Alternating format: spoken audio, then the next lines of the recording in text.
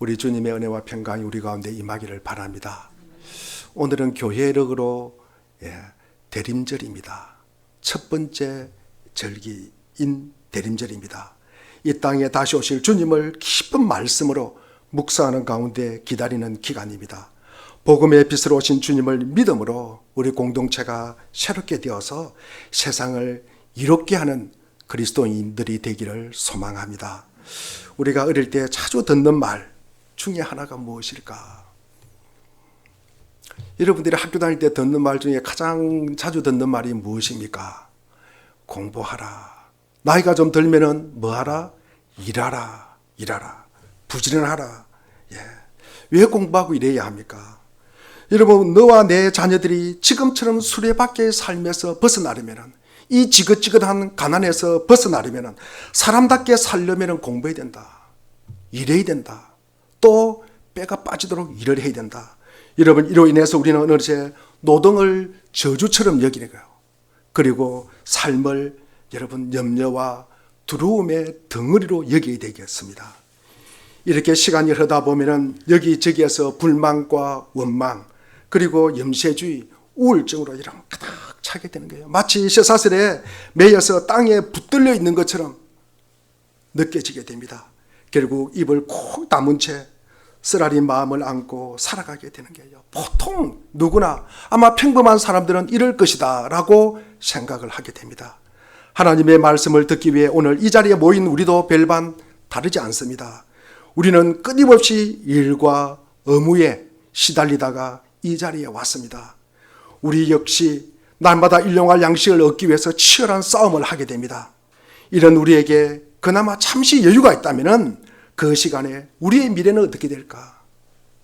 더하여 우리의 자녀의 미래는 어떻게 될까? 그렇게 또 염려를 하고 또 염려합니다.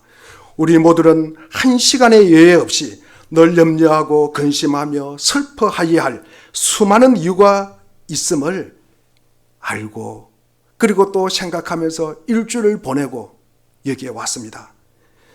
말 그대로 참 공고한 삶입니다.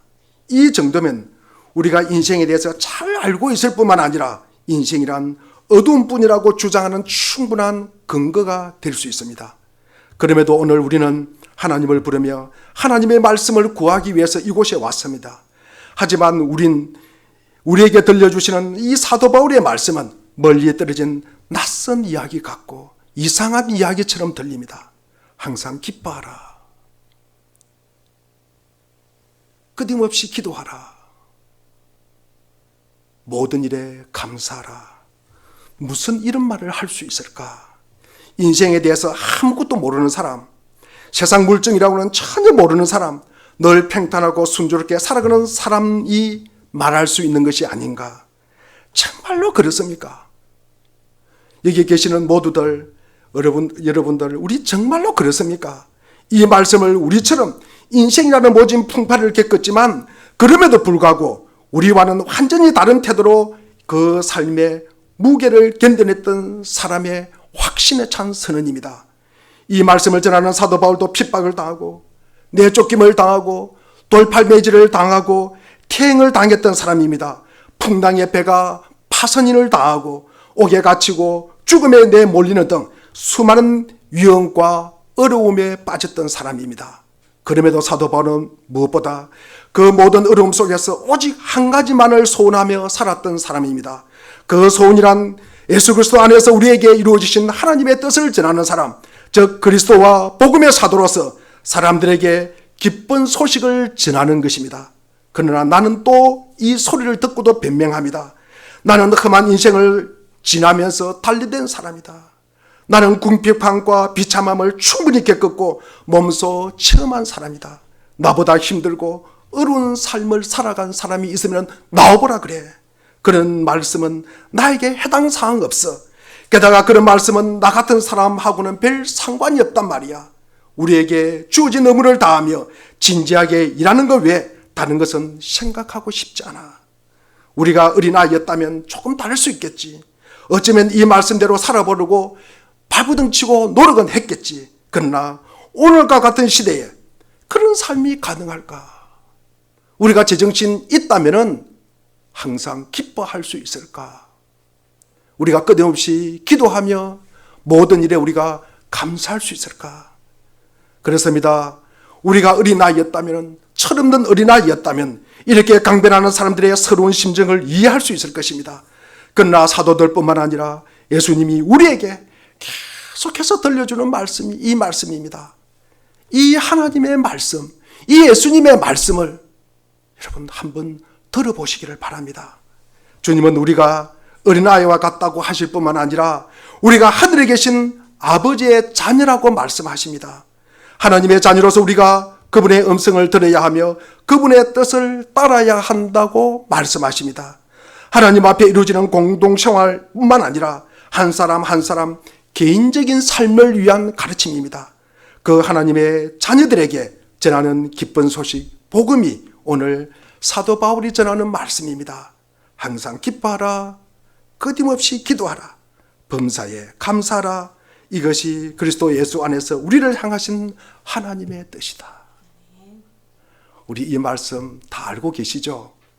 우리가 한번 외워보겠습니다. 우리 개정판으로 외우시도 좋겠습니다. 우리 한번 그냥 눈을 감고 한번 외워보시기를 바랍니다. 자, 저를 바라보시고 시작. 항상 기도하라, 쉬지 말고, 항상 기뻐하라. 예. 자, 새로 하겠습니다. 시작. 항상 기뻐하라, 쉬지 말고 기도하라, 범사에 감사하라. 이것이 그리스도 예수 안에서, 예, 우리 다시 한번 하겠습니다. 시작. 항상 기뻐하라, 쉬지 말고 기도하라, 범사에 감사하라. 이것이 그리스도 안에서 너희를 향하신 하나님의 뜻이니라. 아멘. 여러분 항상 기뻐하십시오. 아멘. 이제 길을 열어서 하나님이 우리에게 주시는 말씀을 들으려고 애써 봅시다. 그 말씀을 자연스럽게 듣고 이해할 수 있는 것이 아니라 우리에게는 참 낯설고 좀 기이하고 그리고 특별하고 예외적으로 들립니다. 항상 기뻐하는 말씀은 분명히 특별한 말씀입니다. 우리가 밤이면 밤마다 도시의 길거리에서 자신의 기쁨을 찾아 헤매는 사람들처럼 기뻐해야 한다는 말은 아닙니다. 물론 그렇지 않습니다. 그들은 불이 타서 죽을 줄도 모르고 밤마다 불주위를 맴도르고 춤추는 불나방처럼 같습니다. 그리스도의 기쁨은 이런 기쁨과는 전혀 다릅니다. 그리스도 안에 있는 기쁨은 우울한 회색빛 일상의 끝에서 맛보는 홀가분함, 그런 기쁨이 아닙니다. 우리가 흔히 기쁨이라고 칭하는 것들은 그것이 비록 우리를 진짜 기쁘게 했을지라도 이 세상에 다른 일들이 그러하듯이 우리에게 어둠의 기억만 남긴 채 시간이 흐르면서 사라져버리는 기쁨이라는 거죠. 우리가 지난날 일상에서 그리고 직장에서 맛보았던 아름다운 시간들과 그 기쁨은 지금 어디에 있습니까? 결코 다시 반복되지 않습니다. 어느 시인은 이렇게 노래합니다. 지나간 날이 아무리 아름다웠던들 결코 그 모습 그대로 다시 돌아올 수 없다네. 오늘 본문은 모든 시간, 인생 전체를 통해서 유효한 기쁨에 대해서 말하려고 합니다. 이 기쁨은 시간과 함께 흘러가 버리지 않는 영원한 기쁨입니다. 그 기쁨의 근원은 더 이상 변함없고 시간의 제한을 받지 않으시고 아버지의 마음에 있기 때문입니다. 언젠가 사라질 헛된 세상을 붙잡기 위해서 안다라는 이 쾌락에 지나지 않는 것은 하나님의 마음이 있을 때 그런 쾌락은 사라져 버립니다. 하나님의 마음에 머물 때 우리는 아버지이신 하나님 앞에 청인격체로 서게 됩니다. 우리의 마음은 전에 알지 못하는 기쁨을 누리게 됩니다. 우리의 삶을 내면으로부터 완전히 뒤집어버릴, 완전히 바꾸는 그런 기쁨이 충만하게 되는 것입니다. 이런 기쁨을 방해하는 한 가지가 있어요. 그것이 무엇일까? 이것을 방해하는, 이 기쁨을 빼앗아가는 것이 무엇입니까? 그것은 인간을 세상에 붙잡아 메어서 종노를 하고 그리고 두려움에 빠지게 하는 염려와 근심과 걱정입니다. 사람은 두려워해야 하는 존재가 아니라 기뻐하는 존재라고 말씀하셨습니다. 왜 기뻐해야 합니까? 우리에게는 영원하신 한 분 아버지가 계시기 때문입니다. 그러나 어떻게 해야 우리의 괴로움과 그리고 무거운 마음이 기쁨을 얻을 수 있을까? 어떻게 해야 기쁨을 발견할 수 있을까? 밖으로 나가서 여러분 뛰어노는 아이들을 보십시오. 눈밭을 뒹구는 아이들을 보십시오. 아이들의 환호성을 지르며 기뻐하는 모습을 보십시오. 들판으로 나가서 새들이 창공을 날아오르며 태양 속에서 기뻐하는 노래소리를 들으십시오. 그 기뻐하는 모습을 바라보고 또 바라보십시오. 그리고 그들과 함께 기뻐하십시오. 그들처럼 아버지의 정원에서 기쁘게 뛰노는 어린아이가 되십시오. 무엇보다도 아이들을 사랑하고 새들을 사랑하고 꽃들을 사랑했던 아버지의 기뻐하시는 아들로서 당신의 구원자가 되신 그분 예수 그리스도께로 향하십시오. 예수 안에서 아버지 하나님은 당신을 만나주시고 예수 그리스도 안에서 아버지 하나님은 당신 가까이 다가오십니다. 그러므로 예수님 안에 모든 기쁨의 이유가 있고 기쁨의 원천이 거기에 있습니다. 결국 기뻐한다는 것은 예수 그리스도 안에서 하나님을 가까이 하는 데서 오는 기쁨입니다. 여기서 기쁨의 척도라든가 기쁨의 농도라든가 기쁨의 목적이라는 것은 있을 수가 없습니다. 예수 그리스도 안에서 항상 기뻐할 뿐 여러분 고난이 없어진다는 말이 아닙니다. 상황이 심상치 않고 어려움이 닥치고 모든 것이 무너져 버릴 듯하고 몰락해 버릴 듯한 위험이 몰아와도 기뻐하십시오. 왜? 하나님은 여전히 그곳에 계시기 때문입니다. 하나님이 그리스도 안에서 손을 내밀어 나를 붙잡아 주시고 내 마음을 강하게 흔들림 없게 하시기 때문입니다. 하나님과 구원의 주 예수 그리스도는 어떤 고난에서도 어떤 눈물 속에서도 나와 함께 하시며 기쁨을 주시는 분이시기 때문입니다. 한차 벌려다 볼 수 없을 만큼 우리의 갈 길이 어둡더라도 짙은 먹구름이 무겁게 들이우더라도 우리는 이미 저 멀리 밝게 빛나는 본향의 빛을 맛보았던 사람들이 아닙니까? 우리는 이 세상 나그네의 삶에 언젠가는 끝나게 될 것을 알고 있는 사람들입니다. 우리는 모든 어려움과 수고에서 구원을 얻게 될 날, 우리 주 예수 그리스도 안에 있는 장차 올 날을 예감하고 그로 인해서 기뻐하는 자들입니다. 그럼에도 불구하고 이 땅에서 오늘을 살아가는 우리 교우들의 모습은 여전히 힘든 표정이요. 머리를 떨군 채 두려워하고 이리저리 방황하고 근심에 짓눌려 있고 양심이 괴롭습니다. 그러면서 삶에 대한 진지한 사람은 심각하게 사는 것이 마땅하고 바른 태도라고 여기기도 합니다. 그러나 하나님은 그리스도 안에서 우리에게 기쁨의 마음을 주시는 분이십니다. 그분의 능력은 우리의 고난보다 크십니다. 그분의 은혜는 우리의 양심보다 강하십니다. 우리는 자녀로서 아버지 가까이 나아가며 그분과 사귀고 교제하고 대화하고 함께 노는 것입니다. 모든 근심과 염려와 걱정을 떨쳐버리십시오. 경건한치 않은 모든 가식을 벗어던지십시오. 우리로 단순하게 하시고 여기 이 땅에서 어린아이처럼 천진난만한 모습으로 당신 앞에서 기뻐하게 하소서라고 기도하십시오. 성도의 삶에 마땅히 나타나야 이 커다란 내면의 기쁨은 성도의 마음에 자리 잡고 있는 두 가지 강력한 삶의 태도에 토대를 두고 있습니다. 끊임없이 기도하라는 것입니다. 여러분 기뻐하려 그러면은 끊임없이 기도하라. 모든 일에 감사하라. 이것이 우리가 기쁨을 누리는 가장 중요한 원인입니다. 사도 바울은 이것을 그리스도 안에서 계시된 하나님의 뜻의 실현이라고 보고 있습니다. 항상 기뻐하려면 여러분 쉬지 말고 기도하십시오. 바로 쉬지 말고 기도하는 자세입니다. 그러나 이 말씀을 듣는 순간 우리 마음에는 이미 거부감이 일고 있는 것을 감지합니다. 그런 말씀을 듣고 싶지 않습니다. 우리는 사람들이 일하기를 원해요. 내가 움직이기를 원합니다. 그래서 내가 칭찬받고 내가 그 중심에 있기를 원합니다. 늘 내가 하기를 원합니다. 그런 후에 시간이 남더라도 기도하는 것은 그렇게 중요하지 않다. 오늘날 우리는 기도가 결코 중단되지 않고 기도의 끈이 끝없이 이어져서 하늘로 향하게 하는 유일한 과업으로 삼았던 중세 수도원과 같은 곳은 세울 수가 없습니다. 수도원에서와 같은 이 기도의 삶은 차치하고라도 우리 시대는 기도가 차지하는 자리가 거의 없습니다. 우리 시대는 기도가 너무나 낯선 단어가 되어가고 있습니다. 주위를 돌아보면 사람들이 불안에 떨고 있어요. 염려하고 걱정을 하지만 여러분 기도하는 모습은 찾아볼 수가 없습니다. 지금 우리는 다른 사람들이 어떠한지에 대해서 말하는 것 아닙니다. 우리 자신의 모습이 어떻습니까? 우리는 얼마나 무기력하고 그리고 태만하고 얼마나 무감각하고 피곤해 지쳐 있습니까? 미지근한 마음으로 단 몇 마디 기도를 하기에도 얼마나 어려움을 느낍니까? 간절하게 기도하고 싶지만 끝내 기도하지 못하는 게 우리의 모습입니다.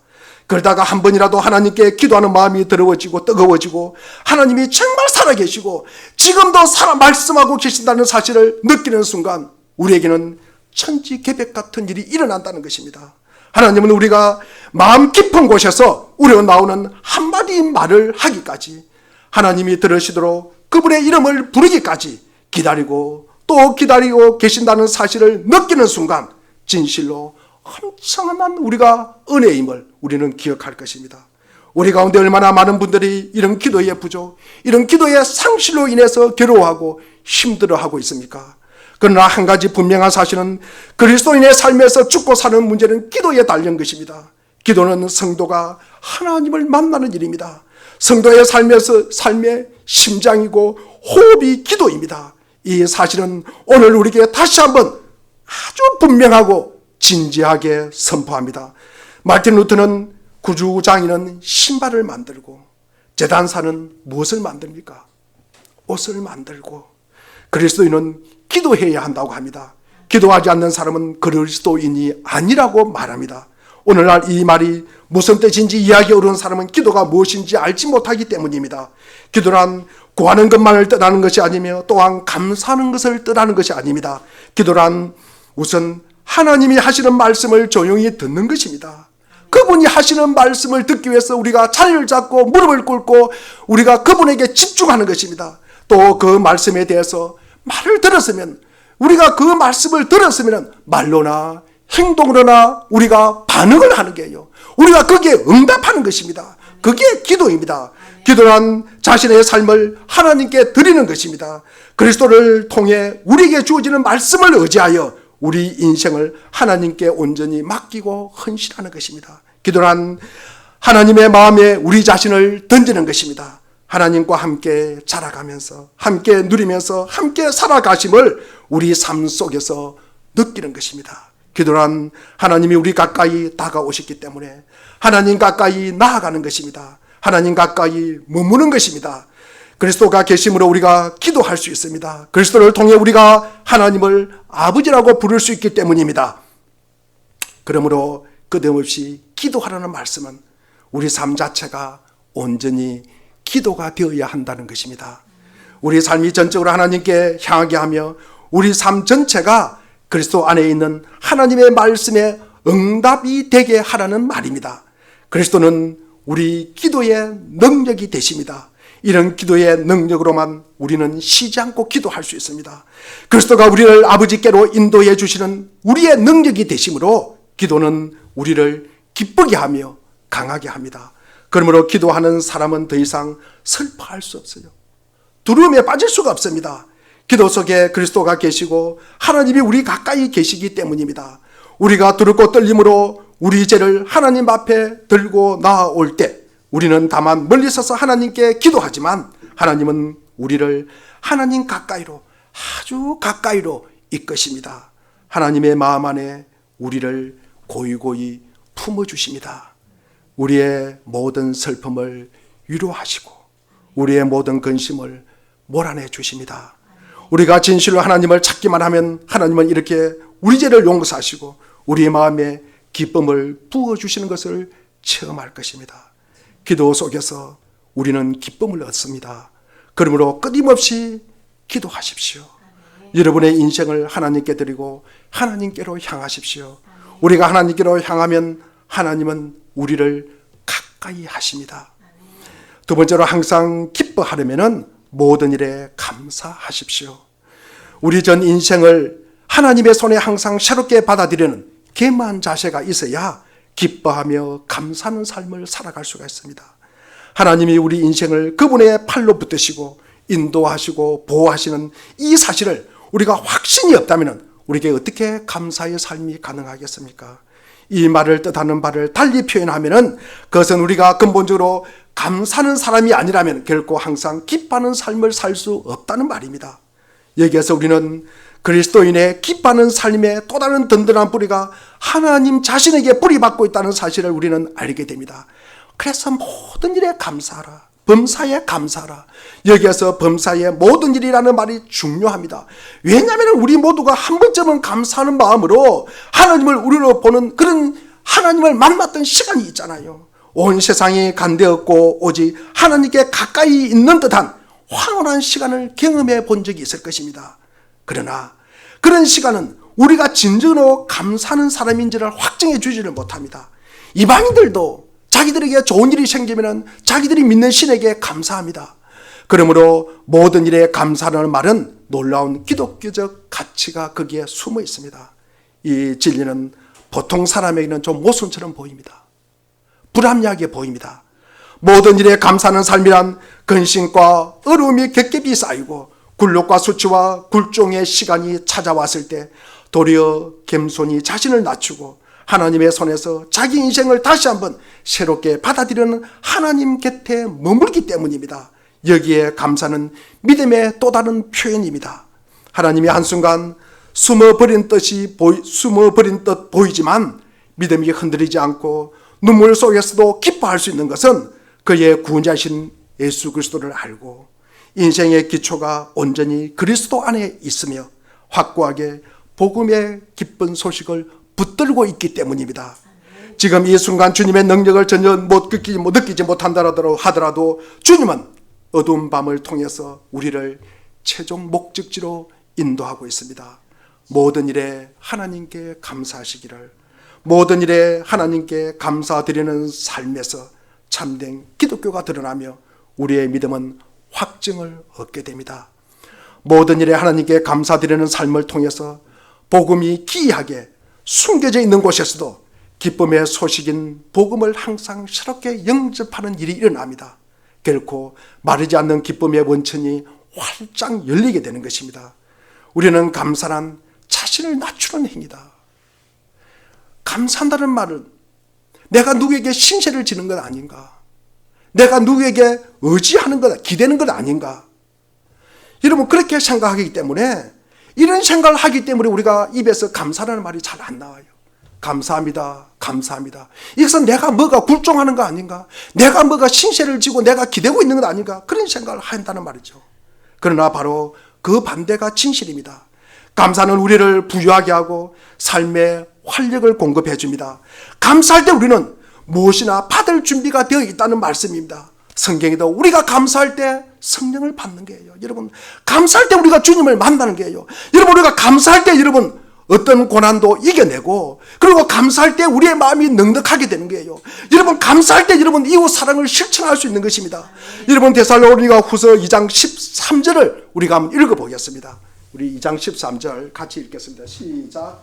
주께서 사랑하시는 형제들아 여러분, 우리는 여러분의 하나님께 감사하지 않을 수 없습니다. 하나님께서는 여러분을 성령으로 거룩하게 하시고 진리를 믿게 하여 구원에 이르하시려고 처음부터 여러분을 택하여 주셨기 때문입니다. 우리가 하나님께 감사하지 않을 수가 없다. 하나님께서 여러분을 성령으로 거룩하게 하시고 진리를 믿게 하여 구원에 이르게 하셨다. 처음부터 여러분을 택하여 주셨다. 이게 여러분 우리가 얼마나 감사할 일입니까? 아멘. 우리가 감사하는 사람이라면 하나님께 우리 마음속에 빈 방을 내어드릴 수 있는 거예요. 그 빈 방에 하나님이 온전히 거할 수 있도록 말입니다. 믿음 안에서 하나님을 모시고 살며 하나님 아주 가까이 나아가게 됩니다. 그러면 우리는 부유하게 되는 거예요. 우리는 강하게 되는 것입니다. 다함이 없는 능력이 하나님께로 흘러나와서 우리의 인생을 변화시키는 거예요. 우리의 삶과 우리의 생각과 우리의 모든 행편과 우리의 사정을 여러분 변화시킨다는 말씀입니다. 그리고 우리는 그리스도 안에서 하나님으로 인해서 항상 기뻐하고 끊임없이 기도하며 모든 일에 감사하는 삶을 살아갈 수가 있습니다. 주님이 오심을 기다리는 대림절에 기뻐하라, 기도하라, 감사하라. 그 앞에 수식어가 붙어 있습니까? 기뻐하라 앞에 수식어가 뭐가 있습니까? 항상. 여러분 기도하라 앞에는 뭐가 붙어 있습니까? 네, 쉬지 말고 끊임없이, 그죠? 그 다음에 감사를 말 앞에는 뭐가 붙어 있습니까? 모든 일에, 범사에 이렇게 수식어가 붙어 있습니다. 이들의 의미가 한마디로 무엇을 뜻합니까? 몸에 배게 하라는 것입니다. 몸에 배게 하라. 몸에 배이도록 여러분 기뻐하십시오. 아멘. 몸에 배이도록 여러분 기도하시고 몸에 배이도록 여러분 감사하십시오. 이렇게 기쁨과 기도와 감사가 습관이 되어야 합니다. 거저 되는 것 없습니다. 합당한 대가를 치러야 합니다. 지속적인 훈련이 있어야 합니다. 여러분 신앙생활도 마찬가지입니다. 솔트 라인이라는 말이 있습니다. 솔트가 무슨 뜻입니까? 소금띠, 소금띠, 소금 라인이라는 말입니다. 흐르는 강물과 잔잔한 바닷물이 만나는 지점을 솔트 라인이라 그래요. 그런데 이 솔트 라인이 고정되어 있습니까? 유동적입니까? 늘 유동적입니다. 고정되어 있지 않습니다. 비가 오지 않고 강물이 줄어들면 어떻게 되겠습니까? 이 바닷물이 강물 쪽으로 더 밀려 들어오는 것이고, 그리고 그 반대로 홍수가 나고 장마가 지고 물이 엄청나게 마르면 이 강물이 어디로 밀고 나갑니까? 바다 쪽으로 밀고 나갑니다.